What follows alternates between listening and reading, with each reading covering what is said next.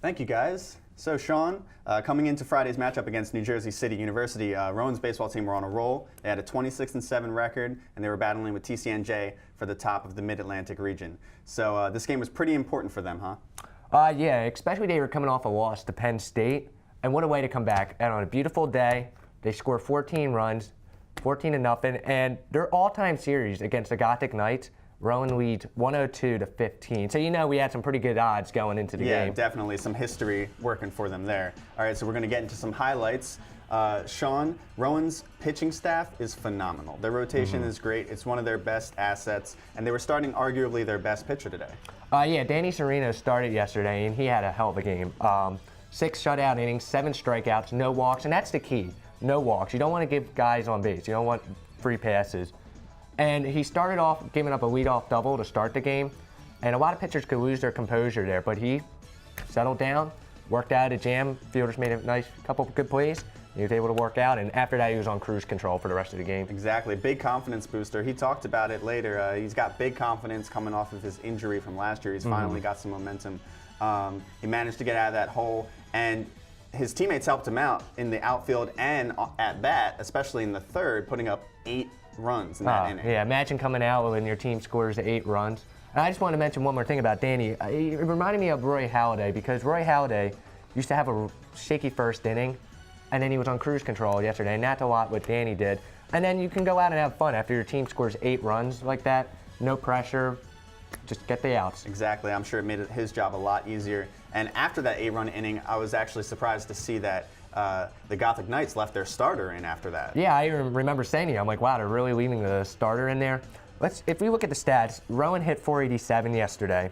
Dylan Mendel, 4 for 4, 2 RBIs. Monty Strickland, 3 for 4, 2 RBIs. Kyle Goa, who we spoke with after the game, 4 for 4, 4 RBIs. Nick Schooley, 2 for 3, RBI. So it's tough to find who stands out in the game when everybody is doing their part. They are working the counts, getting on base.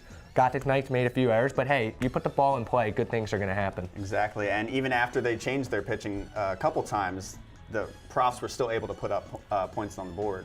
Yeah, I mean, they were just all feeding off each other. Nobody wanted to be the guy to get the out. They were all getting runs in, a couple bunts up the middle that they got on safely. They did everything. Exactly, and Jersey City was never able to rebound from this. The Profs went on to win 14-0 in a landslide. Sean, you were able to talk to the stars of the game afterwards. What did they tell you? I did. Like I said, it was tough to find a standout star in the hitting, but I was able to speak to Danny Serino, the starting pitcher, and center fielder Kyle Goa, who went 4 for 4. All right, I'm here with Danny Serino, 6 shutout innings, 7 strikeouts. What was the reason for your success today? Just attacking hitters, getting ahead on them, and knowing I'm not going to get hit, relying on the guys behind me. That's about it. You gave up a leadoff double to start the inning. What was your approach to get out of the jam in the first inning? I was definitely mad about that, but I don't know, I kept attacking, try to leave him there, make good pitches, and at the end of the day, it worked out. And you came into the game with an under 1 ERA. What do you think is the reason for your success this season? Big confidence. I'm feeling good right now, being healthy. That's the biggest thing after being injured last year, coming back healthy. So it's in my head that I know what I could do, and I'm just pitching. No kids can't hit it. All right, thank you, Danny. Thank you. All right, Kyle, you went 4 for 4 today with 4 RBIs. What was your approach at the plate today? Just working deep into counts and getting the pitches that I can hit, mostly fastballs. I was racing today. Yeah, just getting fastballs. What was it like in the dugout when you guys exploded for 8 runs in 1 inning? I mean, it's huge for us. We've been waiting for a big inning like that, putting up 8, second or third, I think it was. Our offense has been struggling, and it's good to see that picking up going into the weekend with big conference games and everything.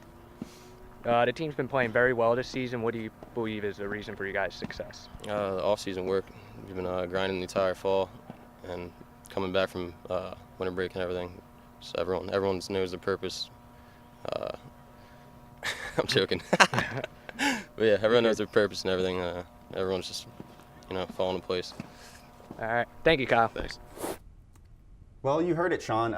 Big confidence coming from starter Danny and Kyle Gola. Wow, what a game for him, huh? Yeah, 4 for 4, and he really broke the game open with a 3 RBI double too. He is a senior this year, so what a way to get his season or coming to an end to go 4 for 4 like that. And what was interesting, he said, he was like, everybody has a purpose on this team and they're working hard. And it's nice to see they looked like they were having fun out there playing together. And that's why they got the win. Yeah, they put in the off-season work, like he said. And Danny also, huge game for him coming off of a year of injury. He said he finally feels healthy and he finally has his confidence back. And that's great. No, it sucks when you get injured. And to come back and post under 1 ERA, I always said if you have under 3 ERA, that's pretty good. But he's under 1, He's under 1, which is crazy. Incredible. Yeah.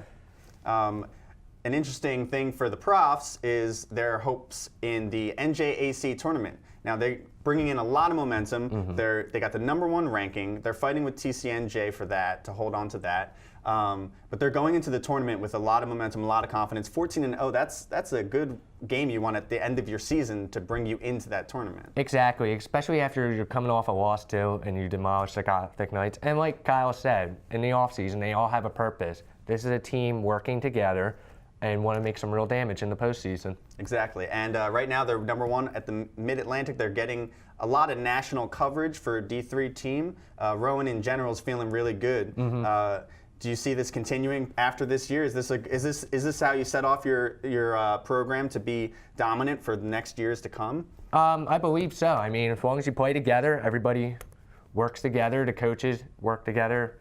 You just got to play as a team. There's no I in baseball. It's all we. And if everybody does their part, and they just got to do the little things too. No walks. You don't walk anybody. No free passes. No errors. Play solid defense. And that's what they did yesterday, and they can do this for years to come too. Good. And their pitching staff, they'll have Danny back next year, and a lot of their good aces still with them next year. Hopefully that'll carry into the next year. A great year for Rowan sports, I'd say. Very exciting. All right. Well, back to you in the studio.